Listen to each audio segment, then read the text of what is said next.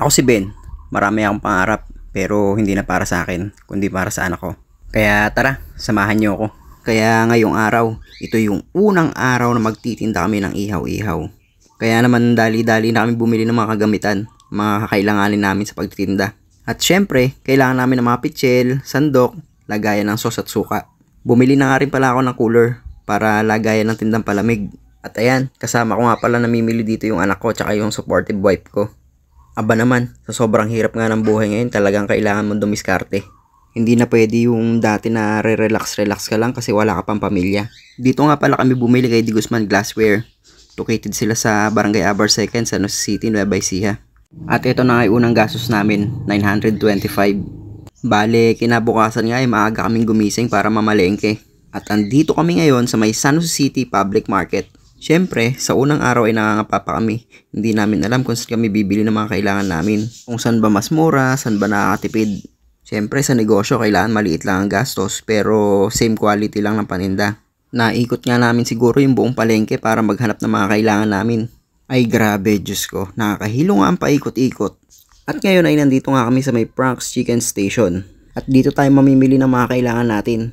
Tulad ng paa, ulo, dugo, isaw, at iba pa. Bali, yung may-ari nga pala nito ay kabrad ko sa Alpha Pi Omega. Syempre, pag may mga negosyo yung mga kakilala natin, kaibigan natin, kailangan suportahan din natin. Kaya, utol prank, baka naman, shesh! At nung nakauwi na kami ay linis time na. Ito na yung time para linisin yung mga pinamili natin.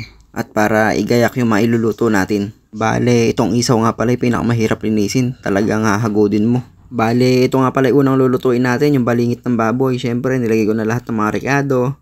Tulad ng asukal, paminta, suka, kalamansi, laurel, toyo, konting food color, at iba pang pampalasa. Bale, naisalang ko na nga pala isa-isa. Tapos, after ng ating pagpe-prepare, siyempre, inilabas ko na yung aking mga paninda.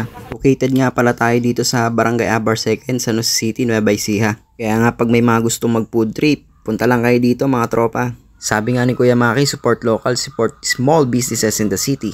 Makikita mo nga na grabe suporta ng pamilya mo, kamag-anak mo, tsaka yung mga kapitbahay mo. Kasi nagpe-prepare pa lang ako, talagang inaantay na nila yung mga paninda natin. Kaya nga first day pa lang ay talaga namang dumog na dumog tayo. Syempre first day pa lang natin pero naka-sold out kagad tayo. At ayan ay pang malakasan nating sauce, tsaka syempre suka, overload, olive sa pipino at sili. Bali, yung ihawan ko nga na yan ay ako lang gumawa. Siyempre, stainless na ginamit natin para naman talagang hindi kinakalawang. Papayag ba naman tayong hindi natin matitikman yung niluto natin? Siyempre, first bite, kain lahat. Sobrang lambot nga pala dyan ng ulo. Tapos, sabay mo pa ng higop ng masarap na sauce at suka. Thank you for watching. Hanggang sa muli.